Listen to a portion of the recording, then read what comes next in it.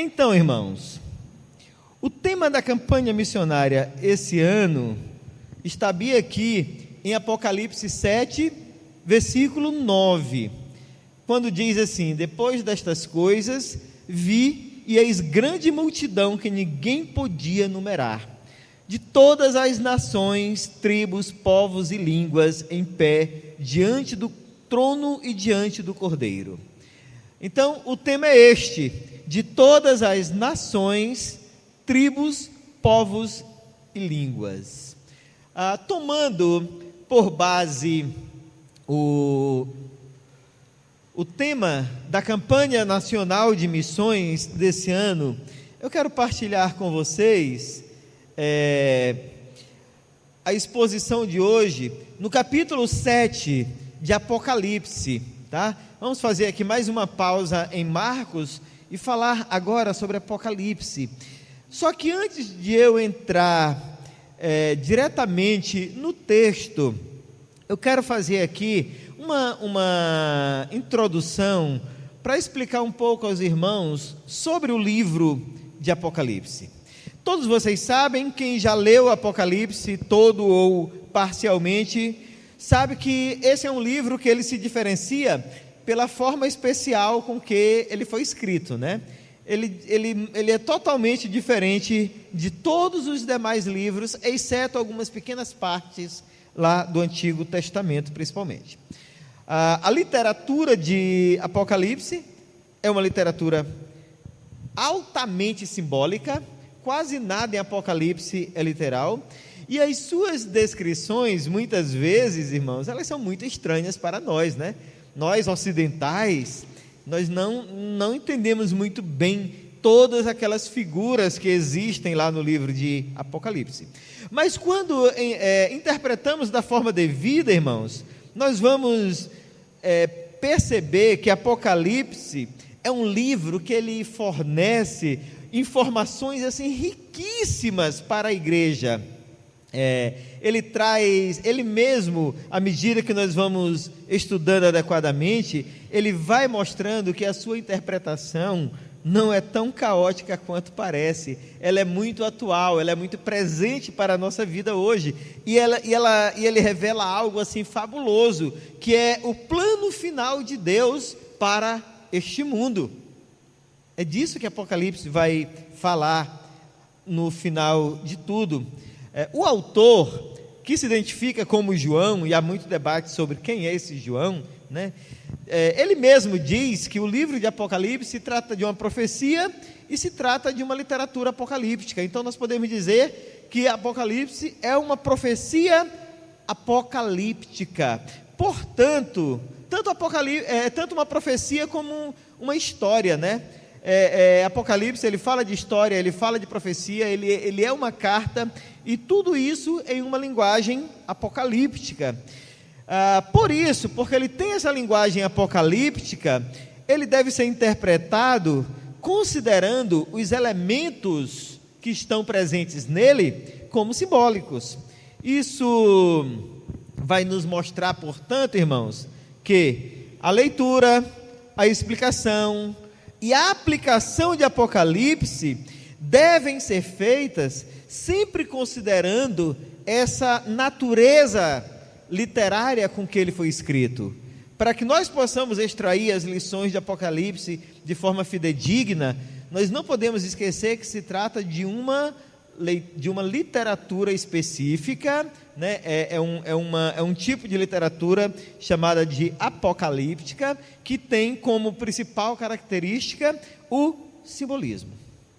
E é nesse contexto de uma literatura simbólica, de uma literatura totalmente, um estilo literário totalmente apocalíptico, que esse livro foi escrito.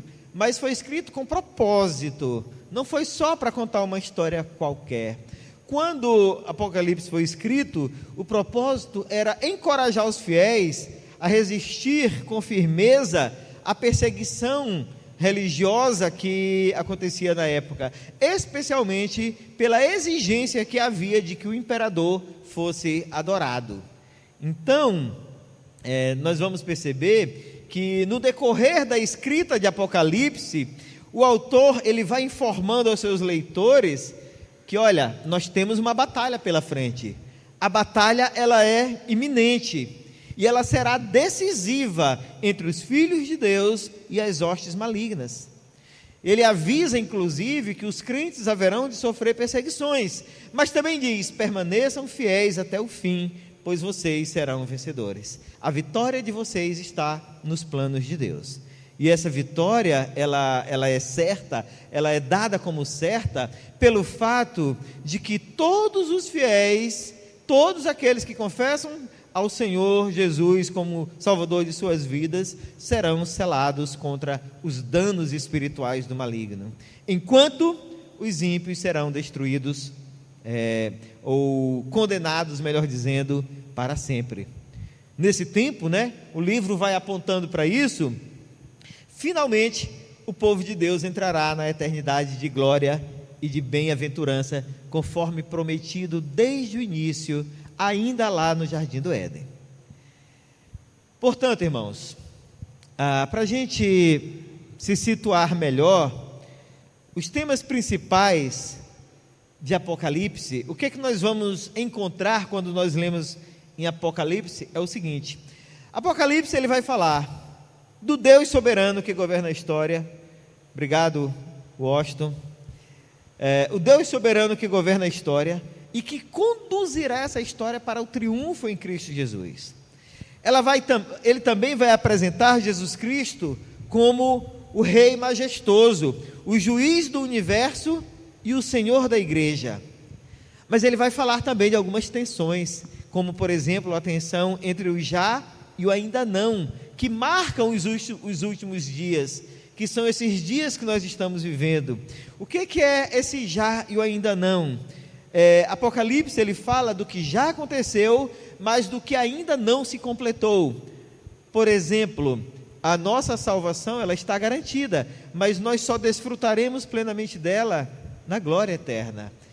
O reino de Deus ele está definitivamente estabelecido, mas nós só iremos gozar definitivamente desse reino na eternidade. Então esse é o já e o ainda não. E Apocalipse também fala sobre a disposição que nós cristãos precisamos ter de sofrer por Jesus Cristo. Ele vai falar sobre a nova criação como cumprimento da promessa de Deus. Ele traz um alerta sobre a natureza mentirosa de Satanás, a qual nós devemos estar atentos. Ou seja, Apocalipse, ele nos traz assim um panorama fabuloso da história do mundo, do começo ao fim. E para a gente melhorar a nossa dinâmica nesse sentido, quando nós começamos a ler Apocalipse, os capítulos de 1 a 3, eles falam dos 7 candeeiros, que simbolizam as 7 igrejas, aquelas igrejas para quem foi enviada as 7 cartas, lá dos capítulos de 1 a 3, aquelas 7 igrejas, elas representam todas as igrejas de todos os tempos e de todos os lugares, ali elas estão plenamente identificadas. Os capítulos de 4 a 7, eles vão falar dos 7 selos, que simbolizam a perseguição do mundo sobre a igreja, mas eles também falam sobre o cuidado de Deus sobre essa igreja. Já os capítulos de 8 a 11, eles vão falar das 7 trombetas, e essas 7 trombetas, elas representam o juízo parcial de Deus sobre aqueles que perseguem a igreja. Essa é a mensagem que está ali presente nesses capítulos. Os capítulos 12 a 14, que são muito emblemáticos, eles falam do surgimento do quarteto do mal, que ataca a igreja com fúria. Qual é esse quarteto do mal? O capítulo 12 fala do dragão, que é Satanás. O capítulo 13 fala de 2 bestas. Eu morria de medo de ler isso quando era criança. A besta que surge do mar, que representa o anticristo, e a besta que surge da terra, que representa o falso profeta. E no capítulo 14 fala do 4º elemento desse quarteto maligno, que é a Grande Babilônia. A Grande Babilônia, aqui em Apocalipse, ela representa o sistema religioso, político e econômico que age em favor do maligno. Mas como assim, sistema econômico? O jogo do tigrinho, por exemplo, é coisa do capeta. Os capítulos 15 e 16 falam das 7 taças da ira de Deus, aonde aquele juízo parcial, ele já não é mais parcial. Agora, Apocalipse, nos capítulos 15 e 16, fala do juízo consumado de Deus. Os capítulos 17 a 19 falam da queda desse quarteto do mal, só que começa pelo contrário. Começa pela queda da grande Babilônia, pela queda da besta que surge do mar, que surge da terra, depois fala da queda da besta que surge do mar, e finalmente fala do dragão, que é Satanás. E finalmente os capítulos 20 a 22 falam da condenação final de Satanás, falam do inferno, da morte e de todos os que foram condenados no juízo final. Por fim, para fechar o livro de Apocalipse, esses capítulos citam os novos céus e a nova terra, onde habita a justiça eternamente. Esse, queridos, de uma forma brevíssima, o resumo do resumo, é o cenário do livro de Apocalipse. O texto que nós vamos falar hoje, especificamente, ele fala da abertura dos 7 selos, que representam os 7 juízos que a humanidade deve passar antes do último dia. Como já dito, estes selos, eles representam o juízo de Deus quando chegar a ira do Senhor, conforme predito lá pelos profetas do Antigo Testamento. Mas, no entanto, eles representam, ou eles são apenas os precursores do reino definitivo de Deus, que será consumado quando Ele der o seu reino aos seus filhos. E especificamente, irmãos, o capítulo 7, ele é um prosseguimento da cena que começa sendo narrada no capítulo 6. Quando nós lemos o capítulo 6, nós vamos ver a presença de 4 cavalos. Já no capítulo 7, os 4 cavalos desaparecem, mas aparecem 4 ventos que estão sendo segurados por 4 anjos nos 4 cantos da terra, para que não trouxessem devastação sobre a humanidade. Essa cena que o capítulo 7 começa narrando, irmãos, ela simboliza um mundo que está sendo perseguido e atacado por situações adversas, mas ela também vai falar que Deus, nesse período, Ele sela o seu povo eleito. Este selo de que Apocalipse tanto fala, ele já está presente na vida daqueles que confessaram Jesus como Salvador, desde o dia em que professaram isso publicamente. Isso significa, irmãos, que os selados de Deus, eles são conhecidos na terra, conhecidos no céu e conhecidos inclusive no inferno, porque são estes que Satanás e os demônios sabem que tem em si o Espírito Santo, por isso tenta destruí-los, embora faça isso em vão. Então, queridos, estes selados é a igreja do Senhor, é a igreja invisível do Senhor, aquela formada pelos salvos. É, portanto, diante desse contexto que eu quero partilhar com vocês agora, o capítulo 7, que tem o nosso tema, o tema que eu escolhi para hoje é a dimensão celestial e gloriosa da igreja. E eu dividi todo esse capítulo em apenas 2 pontos. Primeiro, a dimensão celestial da igreja, e segundo, a dimensão gloriosa da igreja. Vamos, portanto, para o texto. A dimensão celestial da igreja, versículos de 1 a 8. Vamos ler novamente? Eles dizem assim, Apocalipse 7, de 1 a 8. Depois disto, vi 4 anjos em pé nos 4 cantos da terra, conservando seguros os 4 ventos da terra, para que nenhum vento soprasse sobre a terra, nem sobre o mar, nem sobre árvore alguma.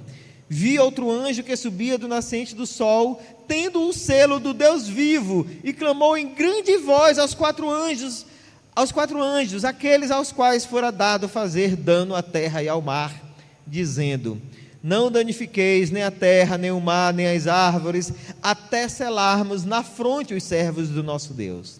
Então ouvi o número dos que foram selados, que era 144.000, de todas as tribos dos filhos de Israel. Da tribo de Judá foram selados 12.000, da tribo de Ruben 12.000, da tribo de Gade 12.000, da tribo de Azer 12.000, da tribo de Naphtali 12.000, da tribo de Manassés 12.000, da tribo de Simeão 12.000, da tribo de Levi 12.000, da tribo de Issacar 12.000, da tribo de Zebulon 12.000, da tribo de José 12.000, da tribo de Benjamim foram selados 12.000. Até aqui, por enquanto, nós podemos ver que o capítulo 7, ele está dividido em 2 partes bem distintas. Do versículo 1 até o versículo 8, ele fala de uma igreja que é contável por Deus. Do versículo 9 ao versículo 17, ele fala de uma igreja que é incontável para os homens. Interessante, irmãos, que isto aqui nos faz lembrar uma antiga promessa que Deus havia feito a Abraão, de que a sua descendência seria tão numerosa como as estrelas do céu e como a areia do mar. Quando nós lemos o capítulo 7 inteiro, nós vamos ver que aquilo que Deus havia prometido a Abraão estava se cumprindo através da igreja, uma descendência espiritual tão numerosa, impossível de ser contada pelos homens. Essa descendência prometida, ou melhor dizendo, prometida por Deus e representada pela igreja, formada por um número incontável de pessoas, quer dizer o seguinte, irmãos, que para nós é impossível saber quantos são os salvos. É impossível para nós saber quantos salvos já existiram na história, quantos existem hoje e quantos ainda existirão até que Cristo volte. Mas para Deus, os versículos de 1 a 8 dizem que é contável. Deus sabe quem são esses, ou seja, Deus conhece a dimensão celestial da igreja, porque Ele sabe exatamente quantos são. Mas somente Deus sabe, porém, Ele sabe porque Ele é Deus. E essa multidão, que Deus sabe exatamente quantos são, ela está representada aqui por um número, que é o número de 144.000 selados. Tenho dito, queridos, você quer errar a interpretação de Apocalipse? Você quer garantir que você vai errar Apocalipse quando você for interpretar? Faça uma interpretação literal de Apocalipse. É certeza de que você vai errar, porque Apocalipse é simbólico, a literatura apocalíptica é simbólica. E aqui neste caso, a famosa seita Testemunha de Jeová erra muito feio quando se refere à totalidade dos que vão morar no céu como sendo 144.000 pessoas. A explicação que eles dão é uma explicação espúria. Eles cometem um erro elementar de interpretar a literatura apocalíptica de forma literal. Isso aí é básico. A literatura apocalíptica não permite uma interpretação literal. E os testemunhos de Jeová garantem que os salvos serão apenas 144.000, e isto está errado. Outra interpretação espúria, ou pelo menos bastante equivocada, vem dos dispensacionalistas, que dizem que esse número de 144.000 se referem a 144.000 judeus que serão convertidos depois do arrebatamento secreto da igreja, quando chegar o tempo da tribulação, do anticristo, da apostasia e da ação de Satanás sobre a terra. Isso porque os dispensacionalistas acreditam que a igreja não passará pela tribulação. Segundo eles, quando houver esse arrebatamento secreto da igreja, entre os que ficarem na terra, 144 mil judeus de todas as tribos de Israel, procedentes desse período de tribulação, vão se levantar para pregar o evangelho nesse período crítico da história. Porém, essa interpretação dos dispensacionalistas, ela é carente de fundamentos e deve ser igualmente rejeitada. Uma terceira interpretação, e digo a mais condizente com a natureza literária do livro de Apocalipse e mais coerente com a mensagem simbólica que esse livro traz, é que os 144 mil são, ou é um número simbólico, como é o livro de Apocalipse, certo? Ou seja, se trata de um número que ele representa os salvos do Antigo Testamento, os salvos do Novo Testamento e os salvos de todo o tempo da história da igreja. Observem aqui comigo que, bem aqui em Apocalipse 14, a Bíblia interpreta a própria Bíblia, né? Bem aqui no Apocalipse 14, no versículos de 1 a 4, diz assim: olhei, e eis o Cordeiro em pé sobre o monte Sião, e com ele 144 mil, tendo na fronte escrito o seu nome e o nome de seu pai. Ouvi uma voz do céu, como voz de muitas águas, como voz de grande trovão. Também a voz que ouvi era como de arpistas quando tangem a sua harpa. Entoavam um novo cântico diante do trono, diante dos 4 seres viventes e dos anciãos. E ninguém pôde aprender o cântico, senão os 144 mil que foram comprados da terra. São estes os que não se macularam com mulheres, porque são castos. São eles os seguidores do Cordeiro por onde quer que vá. São os que foram redimidos dentre os homens, primícias para Deus e para o Cordeiro.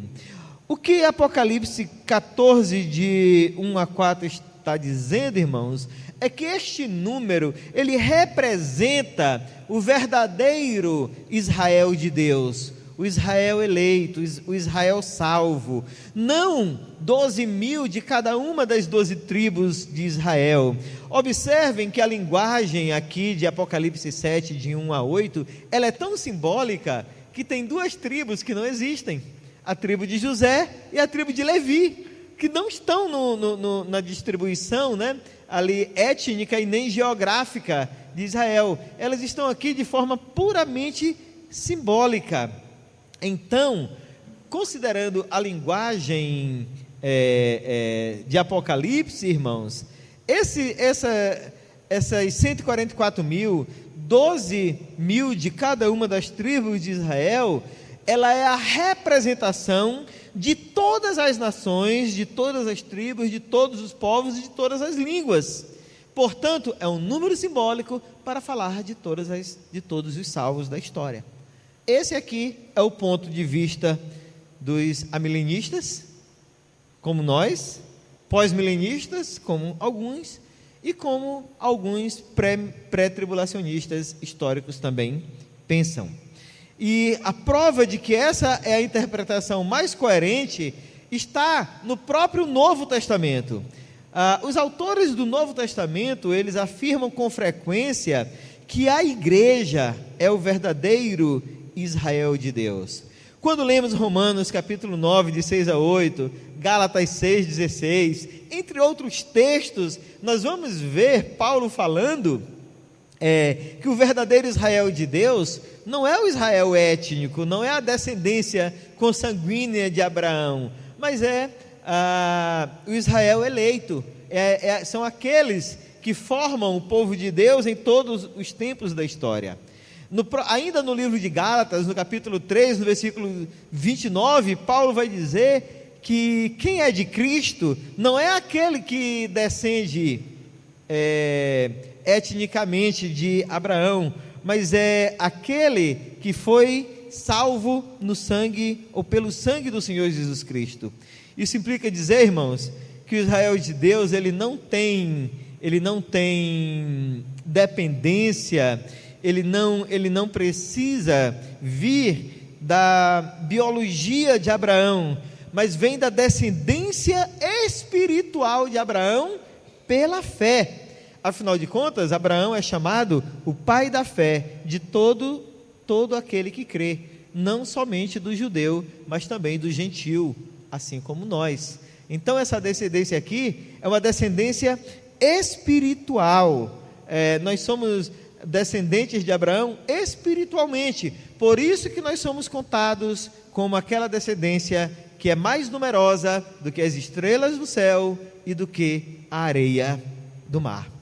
Vejam que enquanto no Antigo Testamento os salvos eram representados por Israel, no Novo Testamento o verdadeiro Israel, ele é representado pela igreja, e isso inclui os salvos de todos os tempos. Portanto, os 144 mil, eles simbolizam o número de salvos contados por Deus. Observem, contados por Deus. Mas por que somente por Deus? Porque só Deus sabe a quantidade inumerável de pessoas que formam a descendência, melhor dizendo, espiritual de Abraão. Somente Ele conhece todas as pessoas, que são milhares, de todas as nações, de todas as tribos, de todos os povos e de todas as línguas. Esse número, portanto, irmãos, ele é um número representativo. As 12 tribos que estão citadas aqui, elas estão representando, a linguagem apocalíptica do autor para falar de um número incontável de pessoas para nós, mas um número que é contável diante de Deus. Esta é, portanto, irmãos, a dimensão celestial da igreja, aquela dimensão que somente Deus conhece, um número de pessoas que somente Deus é capaz de saber, mas que está representada aqui por essas 12 tribos. Esse número, irmãos, observem, ele está multiplicado por ele mesmo, né? É 12 vezes 12 mil, e essa multiplicação por ele próprio é para mostrar a grandeza do povo de Deus e para mostrar simbolicamente, ou apontar simbolicamente para todos os salvos de todos os tempos da história da humanidade. Essa é a dimensão celestial da igreja. Olhemos agora para a dimensão gloriosa da igreja, dos versículos 9 ao 17. Leiamos esse texto. Apocalipse 7, 9. Depois destas coisas, vi, e eis grande multidão, que ninguém podia enumerar, de todas as nações, tribos, povos e línguas, em pé diante do trono e diante do Cordeiro, vestidos de vestiduras brancas, com palmas nas mãos. E clamavam em grande voz, dizendo: ao nosso Deus, que se assenta no trono, e ao Cordeiro pertence a salvação. Todos os anjos estavam de pé, rodeando o trono, os anciãos e os 4 seres viventes, e ante o trono se prostraram sobre o seu rosto e adoraram a Deus, dizendo: amém, o louvor e a glória, e a sabedoria, e as ações de graças, e a honra, e o poder, e a força sejam ao nosso Deus, pelos séculos dos séculos. Amém. Um dos anciãos tomou a palavra dizendo: estes que se vestem de vestiduras brancas, quem são e de onde vieram?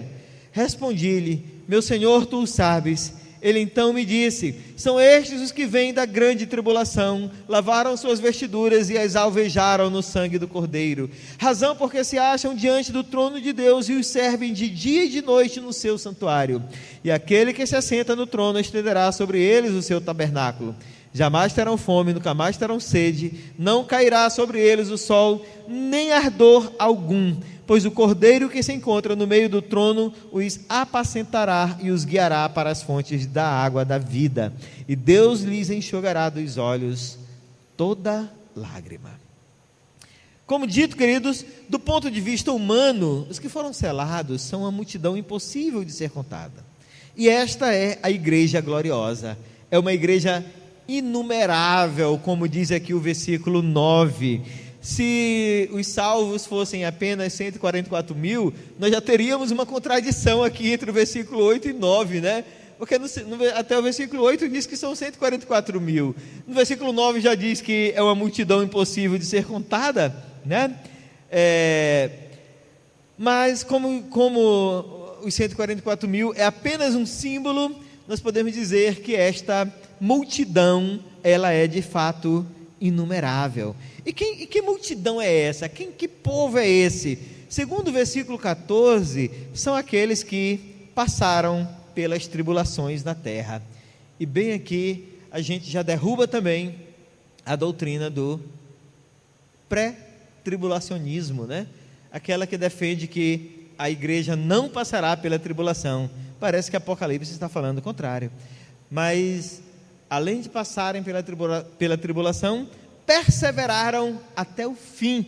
Por isso foram glorificados e habilitados para adorar diante de Deus. E esta multidão, irmãos, essa dimensão gloriosa e incontável da igreja, observem bem, ela é marcada pela universalidade. Não existe distinção.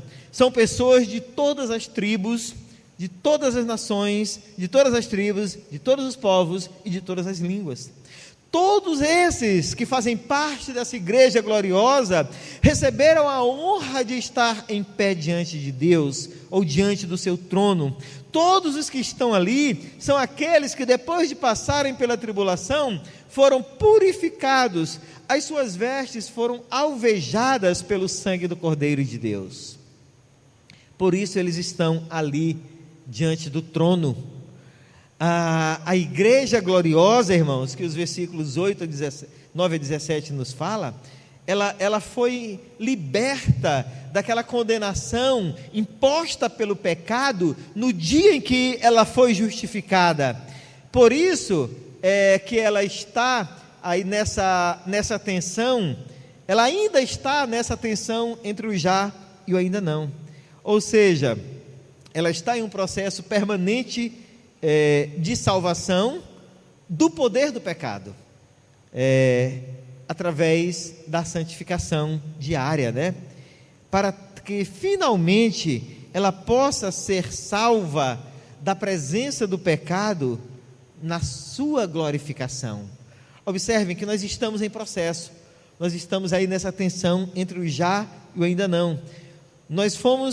A igreja ela foi liberta da condenação que o pecado impôs no dia que ela foi justificada por Cristo.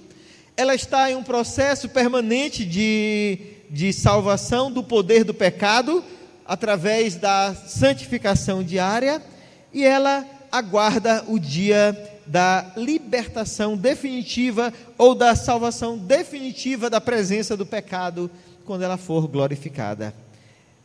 E essa condição, queridos, a igreja caminha para essa vitória, a igreja caminha para essa libertação da presença do pecado na glória, não é por causa da tribulação, não é o sofrimento que purifica, não é o sofrimento que nos torna melhor, não é o sofrimento que nos torna mais santos.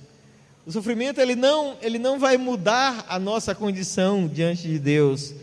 O que nos garante essa vitória, irmãos, é o sangue do Cordeiro que nos purifica.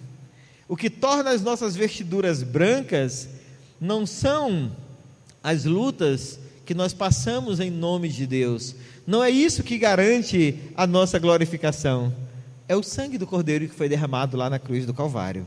Por essa razão, irmãos, que podemos dizer, essa igreja gloriosa, ela é também uma igreja vencedora, mesmo sofrendo todas as mazelas da tribulação desse mundo, mesmo vivendo todos os dias as dores do pecado, ela é vencedora, não porque ela suportou as dores, mas por causa da vitória de Cristo sobre o pecado, sobre a morte obtida lá na cruz do Calvário. Mas olhando aqui para a realidade da tribulação, irmãos, vejam, o versículo 14 diz: são estes os que vêm da grande tribulação. O que é isto? Bom, irmãos, Apocalipse nos ensina que não é próprio para nenhum de nós cristãos esperar uma amizade verdadeira da parte do mundo, ou qualquer reciprocidade sincera por parte do mundo, porque a natureza deste mundo é odiar a igreja, porquanto este é um mundo que odeia o Cristo que salvou a igreja.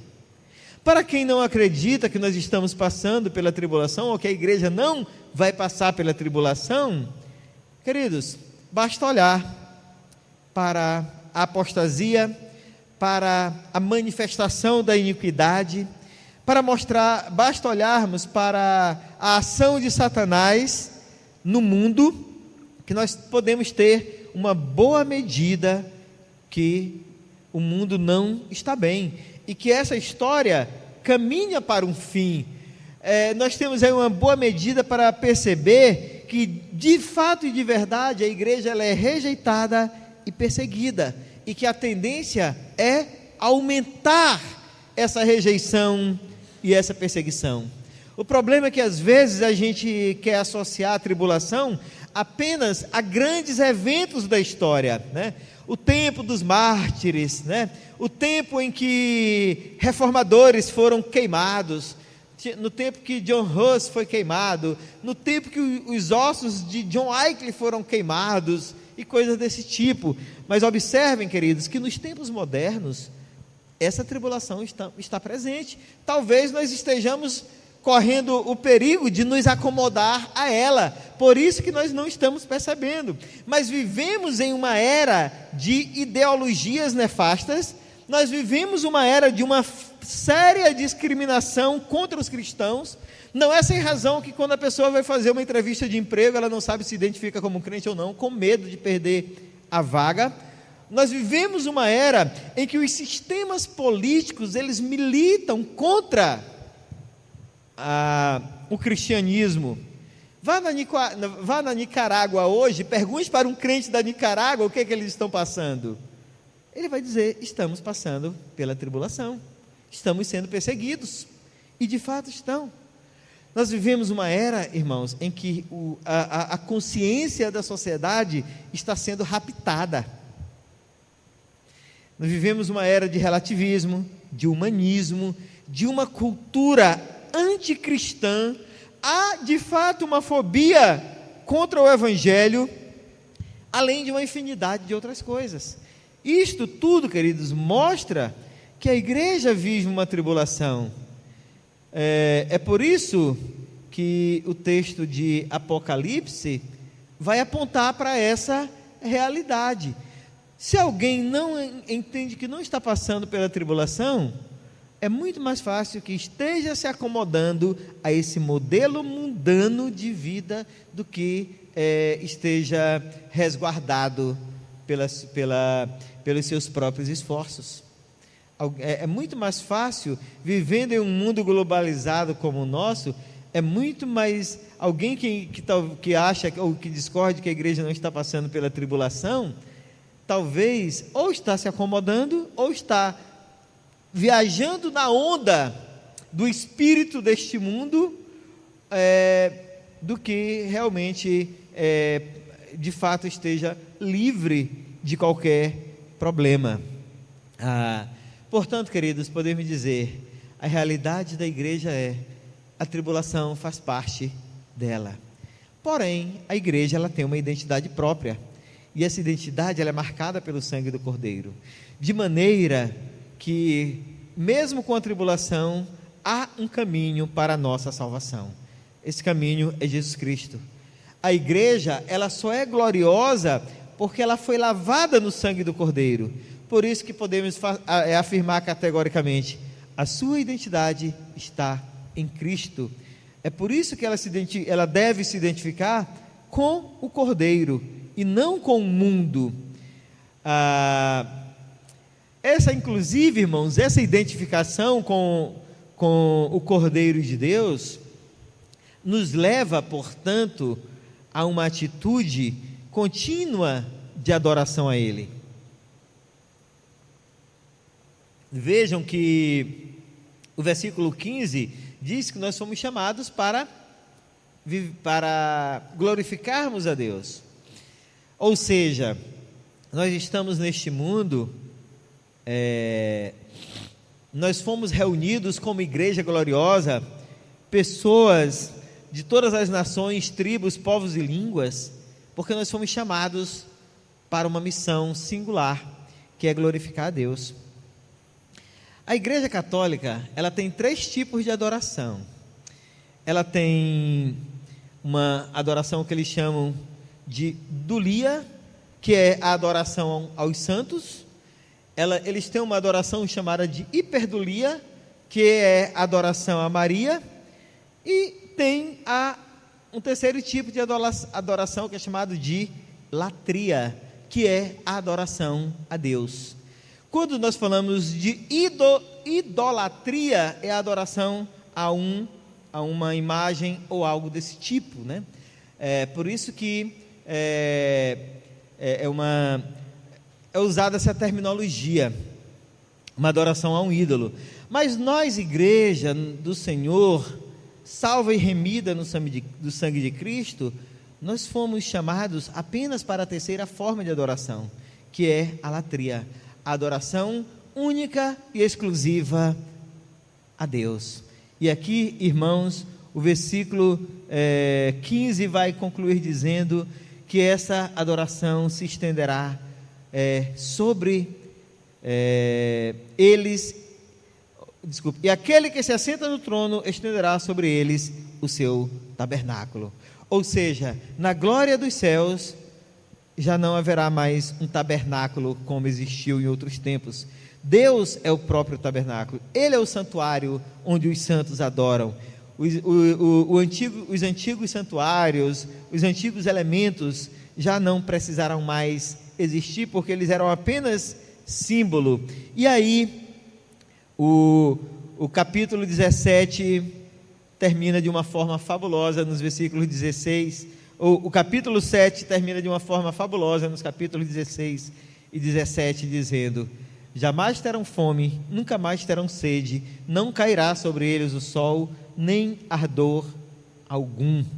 Veja, queridos, se o capítulo 6 termina mostrando o terror da ira de Deus sobre os ímpios, esse terror que está simbolizado pela abertura dos 6 primeiros selos, o capítulo 7, ele termina mostrando a glória dos eleitos de Deus. O capítulo 7 termina mostrando a igreja gloriosa se regozijando diante de Deus depois de ter sofrido a tribulação.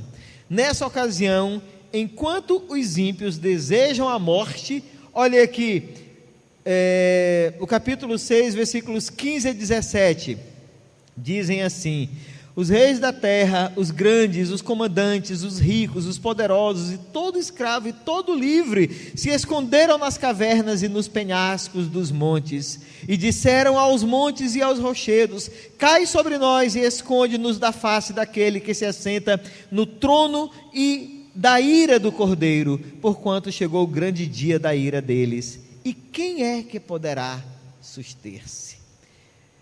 Enquanto os ímpios desesperadamente buscam a morte, porque a única saída que eles terão, só a única coisa que lhes restará, queridos, não é essa morte que nós conhecemos, mas será a morte eterna, a condenação eterna, o permanente estado de sofrimento no lago de fogo e enxofre. Enquanto isso, irmãos, a igreja do Senhor, segundo a promessa do nosso Deus, é que a igreja não passará por nada disso, pois ela foi guardada para a vida eterna. Todas as pessoas, de todas as nações, de todas as tribos, de todos os povos, de todas as línguas, reunidas em pé diante do trono e diante do Cordeiro, estarão ali adorando ao Deus Criador de todas as coisas. Esta é a igreja gloriosa do Senhor Jesus Cristo. Irmãos, e para concluir, eu quero trazer aqui algumas aplicações para nós. Depois disso tudo, podemos dizer: esta é a verdade gloriosa sobre a igreja. Ela está presente tanto no céu quanto na terra, e Deus conhece cada um dos seus membros, cada um dos seus indivíduos detalhadamente. Portanto, irmãos, enquanto nós estivermos passando pela tribulação, Deus, esse Deus que conhece cada um individualmente, Ele nos dá uma missão. Ele nos dá a missão de lutar por essa igreja. Ele nos dá a missão de anunciar a verdade para o maior número possível de pessoas, a fim de que estas pessoas também sejam alcançadas e libertas do sistema perverso que domina este mundo caído. É por isso que nós fazemos uma campanha nacional de missões, porque tem pessoas precisando ouvir esta verdade, tem pessoas inclusive clamando por essa verdade, e Deus nos dá essa missão de levar esta mensagem a tais pessoas. Nós, como igreja do Senhor, temos o grande desafio de colaborar com a obra missionária que foi confiada à igreja, de maneira, irmãos, que quando nós nos tornamos participantes dessa missão, nós estamos nos juntando a milhares de pessoas ao redor do mundo que têm dedicado suas vidas a anunciar essas verdades libertadoras àqueles que ainda vivem na escuridão do pecado. Lembrem, ao nosso redor existem milhares de pessoas que, sem saber, estão caminhando para a condenação eterna. No entanto, muitos desses, também sem saber, lá no fundo de seus corações, sentem o desejo de fazer parte do exército dos salvos, mas eles não sabem como, e somos nós que temos que falar de Cristo para essas pessoas. Por isso, a nossa responsabilidade missionária dá a oportunidade de proporcionar a essas pessoas o conhecimento da verdade. Quando nós pensamos em fazer missões, irmãos, nós não precisamos saber fazer tudo, nós precisamos fazer a nossa parte.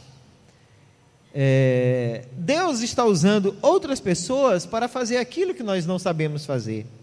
Deus está usando outras pessoas para levá-las aonde nós não conseguimos ir, mas Ele está chamando a todos nós para contribuir com essa obra. Deus está nos chamando para contribuir com aqueles que não podem contribuir, porque estão do lado de lá. Na verdade, eles precisam de contribuição. Por isso, irmãos, vamos fazer a nossa parte no mais fabuloso plano de Deus revelado a nós, que é salvar, ou melhor, levar a salvação para pessoas que precisam tanto de Jesus Cristo, e o meio que Deus nos confiou de falar da salvação é através da obra missionária. Que Deus nos dê a graça e possamos nos ombrear com aqueles que tanto precisam. Deus nos tem dado essa oportunidade. Amém.